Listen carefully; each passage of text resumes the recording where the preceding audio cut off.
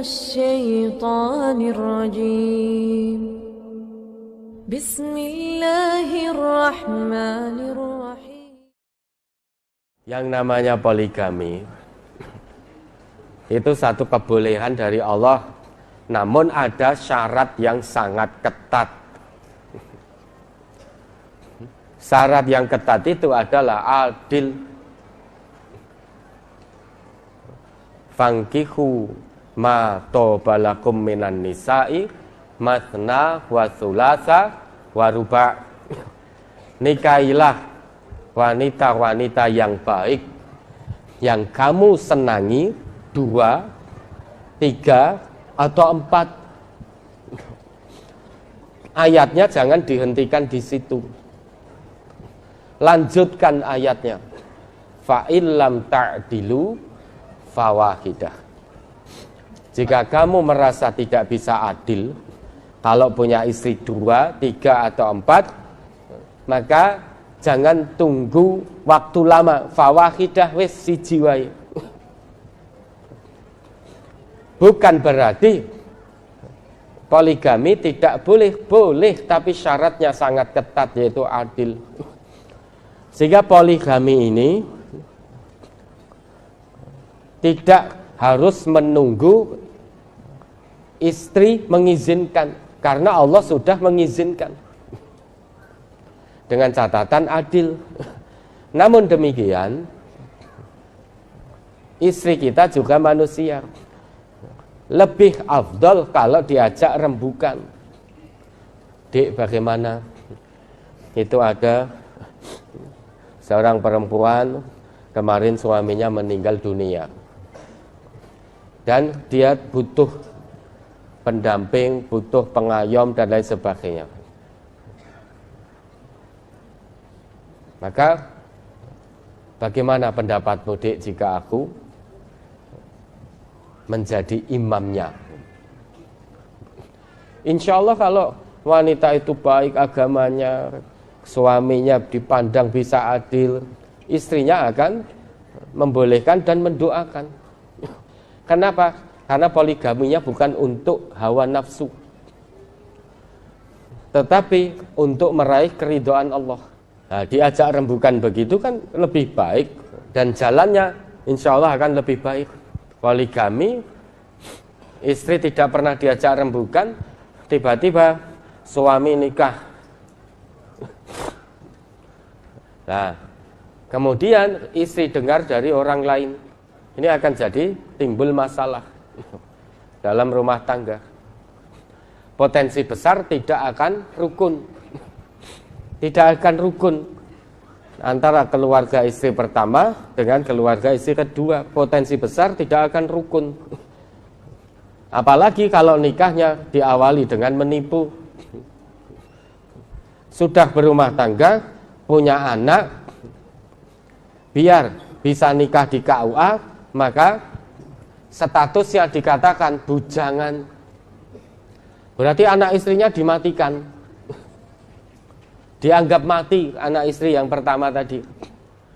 Maka kalau poligami itu sing gentle. Kalau itu warga MTA, boleh poligami dengan syarat adil dan pernikahannya harus tercatat resmi. Tidak boleh siri. Harus tercatat resmi. Dan sepengetahuan dari istri. Sepengetahuan dari istri. Karena kalau istri tahu berarti istri sudah diajak rembukan dengan baik. Insya Allah kalau suaminya ngerti dan benar-benar mengamalkan agama, bisa adil betul, dan ngajak rembukan istrinya, istrinya pun insya Allah juga mengizinkan.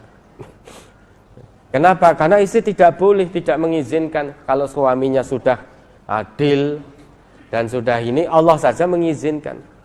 Sekarang ya ibu-ibu, berdasarkan penelitian, jumlah perempuan di seluruh dunia itu lebih banyak daripada laki-laki. Andai kata seorang muslim menikah dengan satu muslimah wis siji-siji kabeh itu, masih ada muslimah yang tidak akan mendapat suami seorang muslim. Karena muslimnya sudah dapat istri semua, satu.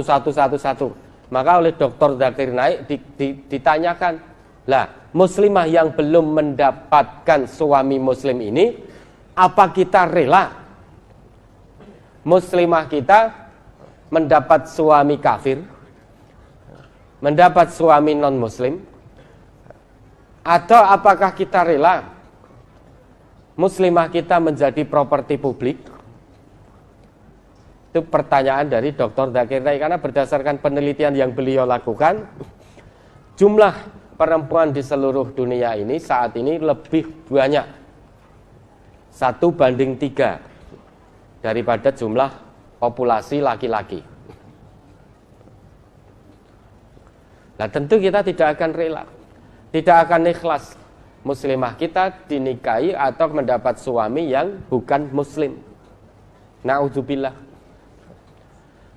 Jalan keluarnya bagaimana? Jalan keluarnya, Quran sudah memberikan jalan keluar dari problematika kekinian. Fankihu ma tobalakum. Nikahilah wanita-wanita yang baik, yang kamu senangi 2, 3, dan 4. Fa'ilam ta'dilu fawahidah, dengan syarat yang sangat ketat, yaitu adil. Kalau suami istri benar-benar tunduk patuh pada ayat Allah, benar-benar ingin menjalankan ayat Allah dengan baik, tentu tidak ada masalah poligami yang dilakukan. Suami punya istri 2 tapi adil betul, berusaha adil. Bukan begitu Ustaz Marjono? Bisa adil toh antum? Nih maaf loh Bu Marjono ya, saya hanya tanya, tapi insya Allah kalau melihat Ustaz Marjono ini insya Allah bisa adil.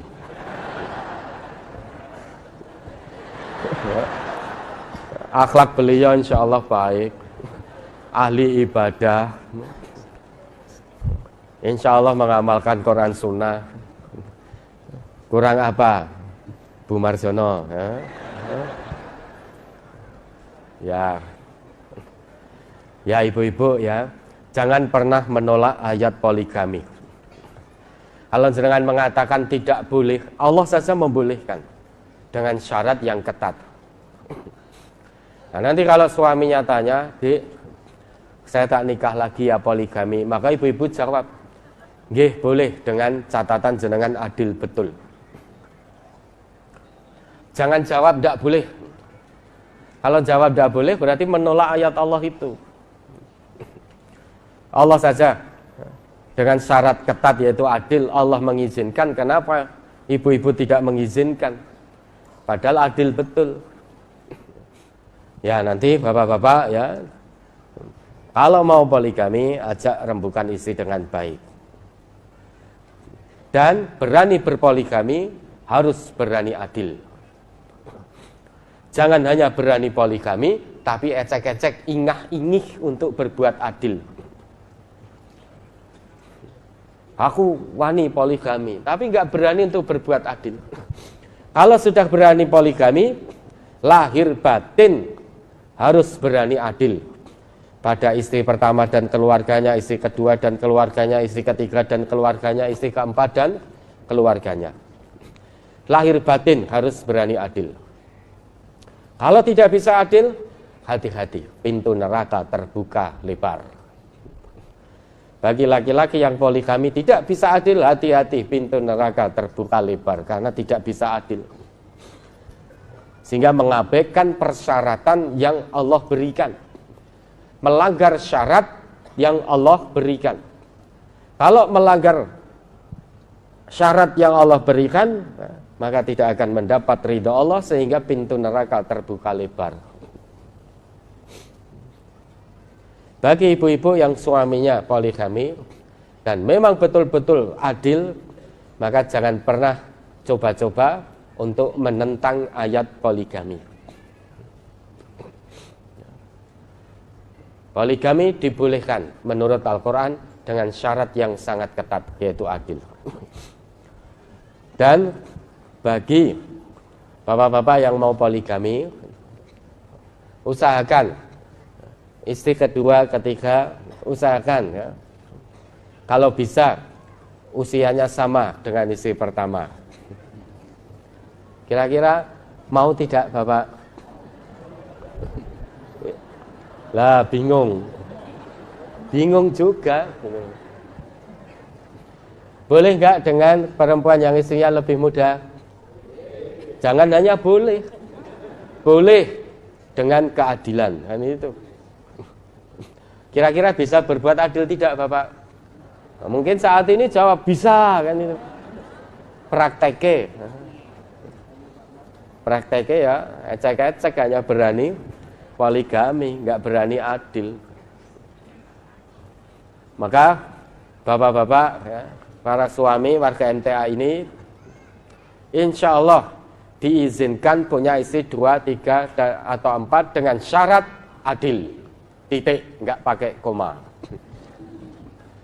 Ya saya nggak berani melarang, Allah saja membolehkan dengan syarat itu. Masa saya mengatakan nggak boleh? Kalau saya katakan tidak boleh berarti menentang.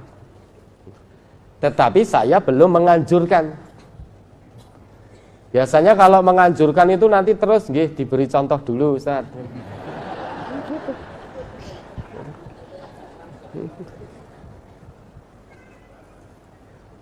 Ya nanti contohnya dari yang lain-lain dulu.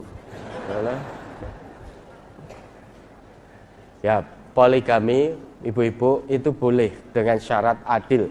Adil. Meskipun namanya adil, nek poligami enggak adil ya tidak adil di sisi Allah.